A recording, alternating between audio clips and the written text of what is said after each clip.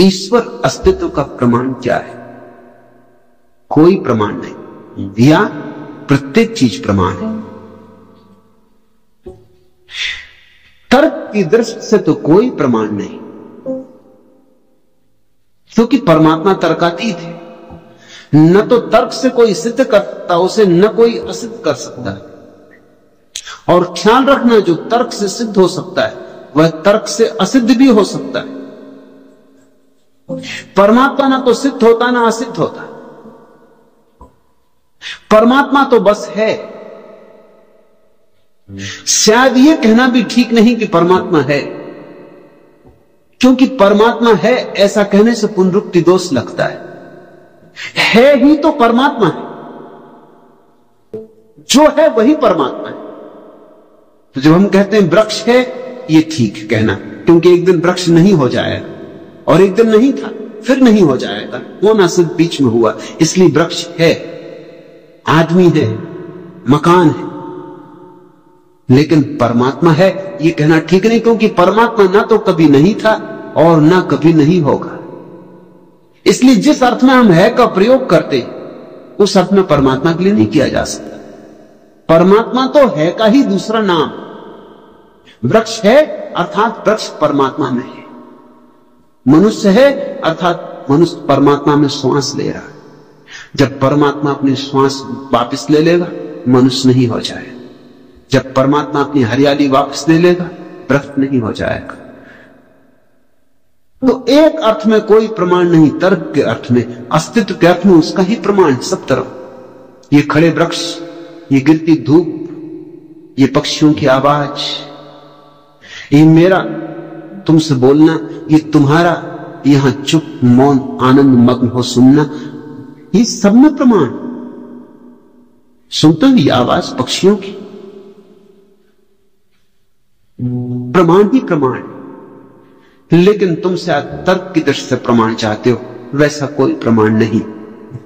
पूछते हो प्रमाण, अरे ये किसने पीने सूझी, बिछाई किसने ये गलियां, कौन रंग रहा है ये रंग, कौन चितेरा, कौन भरता है रंग इंद्रधनुषों में, कौन रंगता है रंग तितलियों के बरों में, कौन भरता है गीत कोकिल के कंठों में, कौन तुम्हारे भीतर श्वास ले रहा, कौन तुम्हारे भीतर धड़क रहा, कौन है तुम्हारा जीवन। और तुम पूछते हो प्रमाण परमात्मा, यह सब परमात्मा है, परमात्मा के अतिरिक्त और कुछ भी नहीं। जो है परमात्मा उसका ही दूसरा नाम है। मैं परमात्मा को और अस्तित्व को अलग अलग नहीं तोड़ता। पुराने धर्मों ने यह भूल की थी, इस भूल का बड़ा दुष्परिणाम हुआ। पुराने धर्म संसार को तोड़ देते हैं परमात्मा से अलग। फिर सवाल उठता है उसका प्रमाण कहां है? स्वाभाविक सवाल है, संसार तो है नहीं परमात्मा, फिर परमात्मा कहां है? फिर अड़चन खड़ी होती, फिर आकाश में हाथ उठाने पड़ते, वे हाथ झूठे। मैं तुमसे कहता हूं परमात्मा अस्तित्व है, इससे पार नहीं, इसी में छिपा है, इसी में गुथा है। यही खोजो, अभी खोजो। तुम पत्ते पत्ते में उसके हस्ताक्षर पाओगे, तुम पत्थर पत्थर में उसे छिपा हुआ पाओगे। जीसस का वचन है, उठाओ पत्थर को और तुम मुझे छिपा पाओगे, तोड़ो लकड़ी को और तुमने मुझे तोड़ दिया। और तुम प्रमाण पूछ रहे हो,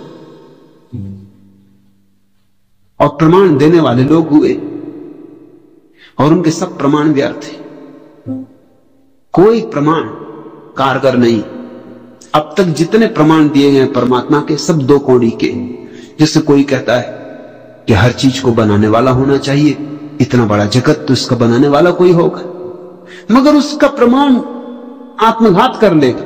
नास्तिक के सामने जाते ही हाथ पैर उसके लंगड़ा जाएंगे, क्योंकि नास्तिक कहता है अगर हर बनाने वाले का, हर बनाई गई चीज का बनाने वाला होना चाहिए, अगर संसार को बनाने की परमात्मा चाहिए तो परमात्मा को किसने बनाया?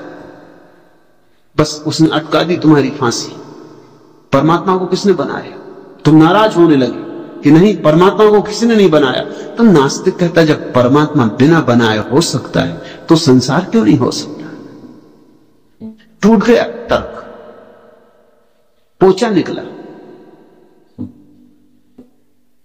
तुम कहते हो कि जैसे कुम्हार घड़े को बनाता है ऐसा उस कुंभकार ने इस संसार को बनाया, लेकिन कुम्हार को भी कोई बनाता है ना, या कि कुम्हार बिना बनाया होता। अब फंसे मुश्किल में, तो तुम्हारे उस बड़े कुम्हार को किसने बनाया? ये प्रमाण कुछ काम नहीं आते, ये बच्चों को समझाने की बातें हैं, इनसे कोई जीवन क्रांतियां नहीं होती। इसलिए मैं प्रमाण नहीं देता, मैं तो अनुभव देता हूं। मैं तो कहता हूं आओ मेरे पास, बैठो गुपचुप, गाओ नाचो, और किसी दिन अचानक तुम पाओगे कौंध गई उसकी बिजली।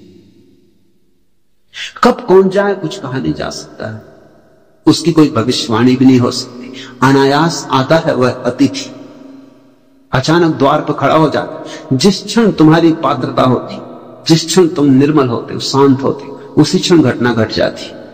फिर कोई प्रमाण नहीं चाहना पड़ता, फिर तुम स्वयं ही प्रमाण हो जाते।